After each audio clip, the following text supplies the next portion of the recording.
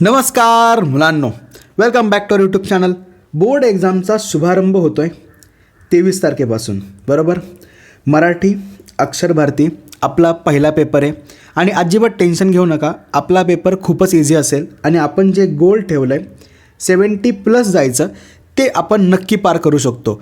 फक्त त्यासाठी काय काय केलं पाहिजे, प्रिपरेशन कसं केलं पाहिजे ते व्यवस्थित समजून घेऊया. बघा, आपला पेपर एकदम इझी असतो. सेकंड अँड थर्ड लँग्वेज असल्यामुळं पेपर लिहायला कमी लागतो. फक्त आपल्याला व्यवस्थित मराठीचे शब्द लिहायचे आहेत, हे डोक्यात ठेवताल. आणि आपण जे गोल ठेवलं आहे ते आपण नक्कीच पूर्ण करू. अजिबात टेन्शन घेऊ नका. व्यवस्थित सिस्टमॅटिक वेमध्ये प्रिपरेशन करूया. प्रत्येक विभाग नीट समजून घेऊया. उपयोजित लेखनसुद्धा नीट समजून घेऊया. म्हणजे आपण जे गोल ठेवलं आहे ते आपण नक्की अचीव करू. चलो, अगोदर सुरुवातीला व्यवस्थित पेपर पॅटर्न समजून घेऊया. म्हणजे आपल्याला कळेल की नक्की कुठले प्रश्न एक्झाममध्ये पडतात आणि अभ्यास कसा केला गेला पाहिजे. बघा, पहिला विभाग गद्य विभाग, एकूण 18 गुणांसाठी. त्यामध्ये पठित गद्य म्हणजेच 2 उतारे असतील पुस्तकातले, एकूण 14 गुणांसाठी. आता त्यातले पहिला प्रश्न आणि दुसरा प्रश्न हा आकलन कृतीवरती येतो. म्हणजे थोडक्यात काय की आपल्याला उतारा वाचायचा आहे, समजून घ्यायचा आहे आणि त्यावरती जे काही कृती दिलेल्या असतील त्या सोडवायच्यात. आता त्याच्यामध्ये काय काय येऊ शकतं? गाळलेला जागा भरा, योग्य पर्याय निवडा, वाक्य पूर्ण करा, कारणे द्या किंवा अशा टाईपमध्ये डायग्राम्स वगैरे येतील. त्या सगळ्या गोष्टी आपल्याला उतारा वाचून सॉल्व करायच्यात. नंतर स्वमत कसं लिहायचं नीट बघूया. अजिबात लोड घेऊ नका. 2-3 उदाहरणं बघूया, म्हणजे स्वमत कसं लिहायचं हे आपलं पक्क होऊन जाईल. त्यानंतर पुढचा प्रश्न अपठित गद्य. एकच उतारा असतो, 4 गुणांसाठी, पुस्तकाबाहेरचा असतो आणि एकदम सोप्पा असतो आणि हे 4 गुण आपल्या हक्काचे आहेत. बघा, आकलन कृतीवरती 2च प्रश्न पडणार. जे वरती प्रश्न प्रकार होते तेच प्रश्न प्रकार असणार आहेत आणि ह्याच्यामध्ये स्वमत नसतं. त्यामुळे हा झाला आपला एक प्लस पॉईंट. कळलं? चलो, आता पुढचा विभाग येतो पद्य विभाग, एकूण 16 गुणांसाठी. आता ह्याच्यामध्ये प्रश्न दुसरा कवितेवरील प्रश्न उत्तरं असतात, एकूण 8 गुणांसाठी. आता नीट बघा, प्रश्न कुठले कुठले येतात. पहिला प्रश्न आणि दुसरा प्रश्न कविता वाचायची, समजून घ्यायची, म्हणजेच आकलन करून घ्यायची आणि त्यानंतर प्रश्न पहिला आणि दुसरा 2-2 गुणासाठी असणारे. त्यामध्ये काय काय येऊ शकतं? कोष्टक पूर्ण करा, म्हणजे एखादा टेबल दिलेला असेल ते पूर्ण करायचं. चौकटी पूर्ण करा, म्हणजे अशा टाईपमध्ये बॉक्सेस वगैरे असतील, वरती प्रश्न असेल ते पूर्ण करायचं. गाळलेली जागा भरा, सत्य की असत्य विधान हे ओळखायचं आहे. नंतर प्रश्न तिसरा, त्यातलाच कवितेतील 4 शब्द दिलेले असतील आणि 4ही शब्दांचे आपल्याला अर्थ लिहायचे आहेत. प्रत्येक शब्दाला अर्धा मार्क असणार आहे. कळलं? नंतर काव्य सौंदर्य 2 गुणांसाठी असतं. आता एकदा का तुम्हाला कविता समजली, हे प्रश्न उत्तरं तुम्ही सॉल्व केले, आराम के साथ तुम्ही काव्य सौंदर्य लिहू शकता. कसं लिहायचं व्यवस्थित समजून घेऊया पद्य विभागाच्या व्हिडिओमध्ये, त्यामुळे लोड नका घेऊ. त्यानंतर कवितेसंबंधीची जी कृती येते, प्रश्न दुसरा 8 गुणांचा आहे आणि हे जसं वरती मी सांगितलं होतं की अपठित गद्य आपल्या हक्काचे गुण आहेत, अगदी त्याचप्रमाणे ही कृतीसुद्धा आपल्या हक्काचे गुण आहेत. आता ह्याच्यामध्ये एकूण 6 प्रश्न आहेत, त्यातले 5 पडतात. आता 6 कुठलेत पहिलं ते समजून घ्या. बघा, प्रस्तुत कवितेचे कवी कवयित्री 1 गुणांसाठी, कवितेचा विषय 1 गुणांसाठी. आता पुढं 2 गुणांचे प्रश्न बघा. कवितेतील दिलेल्या 2 ओळींचा सरळ अर्थ लिहा, म्हणजे 2 ओळी असतील त्याचा सरळ अर्थ लिहायचा आहे. नंतर कवितेतून मिळणारा संदेश 2 गुणांसाठी. कविता आवडण्याची वा न आवडण्याची कारणे 2 गुणांसाठी. कवितेतील काही शब्द दिलेले असतील आणि त्यांचा अर्थ लिहायचा असेल 2 गुणांसाठी. आता हे पहिले 2 जे प्रश्न आहेत ते 1 मार्कांचे आहेत आणि हे जे आहेत हे 2 मार्कांचे आहेत. आता एक्झामला आपल्याला ह्या 6 पैकी 5 कृती विचारल्या जातील आणि 5ही कृती सोडवणं अनिवार्य म्हणजेच कंपल्सरी असणार आहे. कळलं? त्यामुळं हे आपल्या हक्काचे गुण आहेत, हे नीट समजून घेताल. क्लिअर? चलो, आता पुढचा स्थूलवाचन, हे पण हक्काचे गुण. स्थूलवाचन एकूण 4 आहेत. कुठले 3 पक्के करायचे सांगतो, लोड नका घेऊ. 6 गुणांसाठी आणि उत्तर आपल्याला व्यवस्थित सिस्टमॅटिक वेमध्ये लिहायचं आहे. बऱ्यापैकी पाऊण पेज उत्तर लिहायचं आहे एका प्रश्नासाठी, म्हणजेच आपल्याला 3 गुण जे एका प्रश्नाला आहेत ते सहज मिळून जातील. नंतर अजून एक हक्काचा विषय आणि हक्काचे मार्क देणारा टॉपिक म्हणजेच भाषा अभ्यास. बघा, एकूण 16 गुणांना खूप सिंपल असणार आहे. बघा, व्याकरणावर आधारित कृती 8 गुणांसाठी. प्रश्न काय आहेत? वाक्याचा प्रकार ओळखायचा 2 गुणांसाठी. वाक्य रूपांतर करा, म्हणजे हे ज्याला समजलं ना त्याला हे करणं अजिबात अवघड नाही जाणार.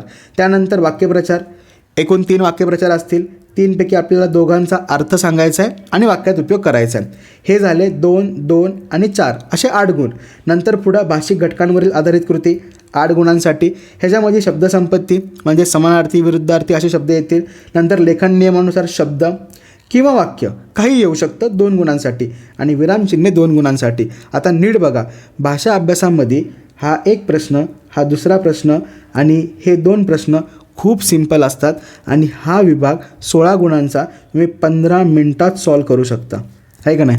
हां, त्यामुळं हे आपल्याला मार्क मिळालेच पाहिजेत. भाषा अभ्यासाच्या व्हिडिओमध्ये आपण 2020पासूनचे 2025पर्यंतचे सगळे PYQ नीट समजून घेऊ, म्हणजे हे मार्क आपले कन्फर्म होऊन जातील. क्लिअर? त्यानंतर पुढचा विभाग उपयोजित लेखन, जो की असणार आहे 24 गुणांसाठी. त्यातला पहिला प्रश्न पत्रलेखन 6 गुणांसाठी. औपचारिक पत्र आणि अनौपचारिक पत्र हेच 2 पत्र आपल्याला एक्झाममध्ये दिसतील. टेन्शन घेऊ नका, एकदम सिंपल असतात. फॉर्मॅट एकदा का समजून घेतला की पत्रलेखनाचे आपले 6 गुण फिक्स झाले. अनौपचारिक पत्र लिहू नका, त्याच्यामुळे थोडं जास्त लिहावं लागतं आणि जास्त लिहिताना मराठीतले जर शब्द चुकले तर मार्क कट होण्याचे चान्सेस जास्त वाढतील. त्यामुळं औपचारिक कमी लिहावं लागतं. फॉर्मॅट सिंपल असतो, तोच फॉर्मॅट प्रत्येक वेळेला बोर्ड फॉलो करतं, त्यामुळे इथं आपल्याला सहज मार्क मिळून जातील. त्यानंतर पुढं प्रश्न 5वा आ, 2 कृती करायच्यात 10 गुणांसाठी. जाहिरात, बातमी आणि कथालेखन यांच्यापैकी 2 लिहायच्यात, तर जाहिरात आणि बातमी लिहा, सोपे आहेत बघा. नंतर पुढं एकच कृती करायची 8 गुणांसाठी. प्रसंगलेखन, आत्मलेखन आणि वैचारिक लेखन ह्या दोघांमध्ये शुद्ध मराठी भाषेचा वापर करावा लागतो आणि आपले शब्द चुकू शकतात. त्यामुळं सरळ सरळ प्रसंगलेखनाकडे जा. सिंपल फॉर्मॅट असतो आणि प्रसंग म्हणजे थोडक्यात काय, फर्स्ट पर्सन व्ह्यू आहे आणि बातमी लेखन थर्ड पर्सन व्ह्यू आहे. म्हणजे प्रसंग लेखनाला आपण उपस्थित असतो, बातमी लेखनाला आपण उपस्थित नसतो. त्यामुळे दोघांचा जो काही फॉर्मॅट आहे तो ऑलमोस्ट सेम आहे. आपण उपयोजित लेखनाच्या व्हिडिओमध्ये नीट समजून घेऊया. त्यामुळं शक्यतो प्रसंग लेखन, बातमी लेखन आणि जाहिरात लेखन हेच ट्राय करताल. समजलं? नक्की. चलो, आता 70+ आणण्यासाठी काय काय केलं पाहिजे ते समजून घ्या. प्रत्येक विभाग हा वेगवेगळा प्रिपेअर करावा लागेल. वेगवेगळा म्हणजे प्रत्येक विभागाला जे मार्क आहेत ते कसे आणायचे हे जर आपल्याला समजलं तर हळूहळू प्रत्येक विभागानुसार आपण जे गोल ठेवलं आहे ते आपण अचीव करू शकतो. आता हक्काचे गुण कुठले आहेत बघा. भाषा अभ्यास, जसं मागाशी बोललो, स्थूल वाचन, त्यानंतर उपयोजित लेखन हे आपल्या हक्काचे गुण झाले. वेळेचे नियोजन प्रत्येक विभागाला करता आलं पाहिजे, म्हणजे प्रत्येक विभाग किती वेळेत झाला पाहिजे हे जर समजलं तर पेपर वेळेत पूर्ण होईल, व्यवस्थित लिहून होईल आणि आपलं हँडरायटिंग टापटीप राहील. आता होतं काय माहिती आहे, आपण घाई करतो आणि घाईमध्ये काय होतं की एखाद्या प्रश्नाला जेवढा वेळ दिला पाहिजे तेवढा वेळ देत नाही, पटपट लिहितो आणि पटपट लिहिल्यामुळं नंतर वेळ राहतो आणि आपण रिकामा असतो. असं अजिबात नाही करायचं. जेवढा वेळ आपण नियोजित केलेला आहे तेवढाच वेळ त्या प्रश्नाला द्यायचा, म्हणजे तो प्रश्न व्यवस्थित आणि टापटीप लिहिता येईल. कळलं? नंतर लक्षात ठेवा, शुद्ध मराठी शब्द नीट लिहा. वेलांटी, उकार, मात्रा हे चुकवू नका. क्लिअर? आता उपयोजित लेखनात जसं मागाशी म्हणलं होतं, आउट ऑफ मार्क तर येतीलच, पण त्यासाठी हे जे टॉपिक आहेत हेच सिलेक्ट करा. ह्यांचं प्रिपरेशन करणं खूप सिम्पल आहे आणि इथं आपल्याला आउट ऑफ मार्क मिळून जातील. डन. चलो, आता नेक्स्ट व्हिडिओजमध्ये आपण गद्य विभाग, पद्य विभाग, स्थूल वाचन, भाषा अभ्यास आणि उपयोजित लेखन हे जेवढे काही 5 विभाग आहेत ह्यांचं कसं प्रिपरेशन करायचं 1 बाय 1 समजून घेऊया. सुरुवात आपण भाषा अभ्यासापासून करूया. नेक्स्ट व्हिडिओमध्ये भाषा अभ्यास येईल. सगळे PYQ व्यवस्थित 2020पासून ते 2025पर्यंतचे डिस्कस करूया, म्हणजे आपले हे मार्क कन्फर्म होऊन जातील. कळलं? नक्की समजलं? अजिबात टेन्शन घेऊ नका. प्रिपरेशन प्लॅन व्यवस्थित समजून घ्या.